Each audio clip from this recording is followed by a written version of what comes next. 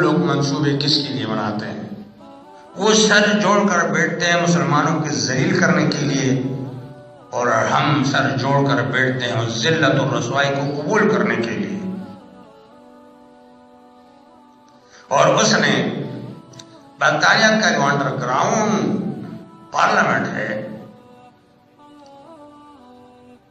اس نے جو تقریر کی، وہ تقریر تاریخ کے صفحات پر آج بھی موجود ہے۔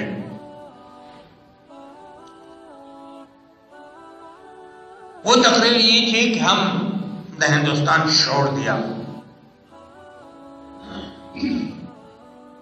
اس وقت ہندوستان تھا، اس سے پہلے، اور 47 میں جب پاکستان بن گیا تو اس نے یہی کہا کہ وہاں کے حضرات لوگ جو ہیں وہ بہرحال اسلامی ذہن رکھتے ہیں، اگر وہ نہیں رکھتے، ہمارے ماتحت رہ کر کے ذہنی غلام بن گئے ہیں، ممکن ہے ان کی اولاد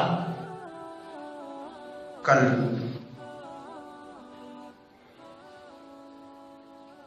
اسلامی ذہن لے کر کے ہمارے مقابلے پہ کھڑے نہ ہو جائیں۔ یہ اس کی تقریر کا اپنے زبان میں بات کر رہا ہوں آپ سے، تو میں یہ تجویز دے رہا ہوں آپ کو۔ لارڈ میکالے ان کو کہہ رہا ہے کہ میں تجویز دے رہا ہوں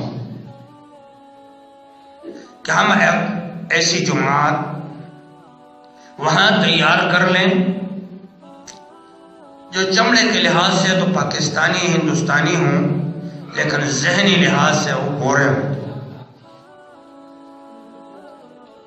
اور انہوں نے مختلف حضرات کو اسی دور میں کھڑا کیا تھا جس کو آج ہم سلوٹ کر رہے ہیں۔ ہمارے بنیادی عقائد پر ضرب لگانے والا سر سید کھڑا ہوا،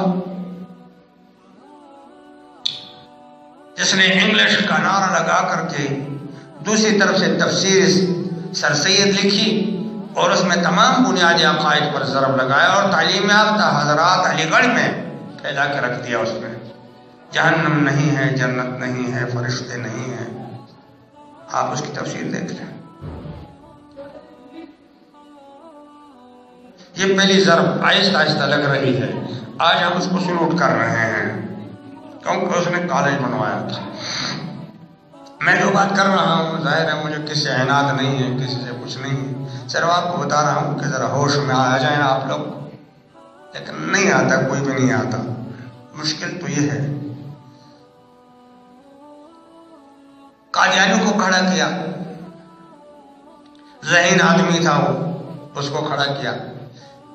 میں جو بات کر رہا ہوں مختصر کر رہا ہوں، آپ صرف نوٹ کر کے اس کی تاریخ کو دیکھ لیں کہ میں جو کچھ کہہ رہا ہوں صحیح کہہ رہا ہوں یا غلط کہہ رہا ہوں۔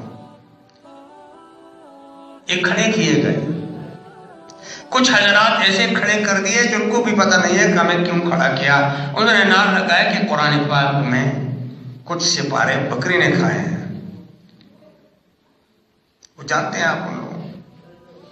کچھ حضرات کو کھڑا کیا کہ فقہ کوئی چیز ہی نہیں ہے، ان کو بھی آپ جانتے ہیں۔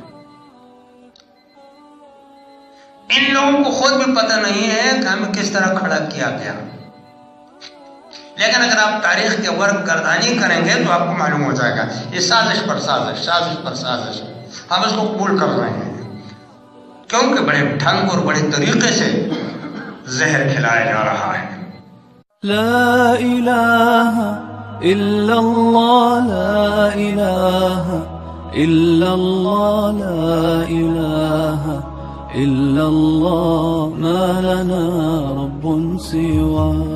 لا الہ الا اللہ، لا الہ الا اللہ، لا الہ الا اللہ، ما لنا رب سوا۔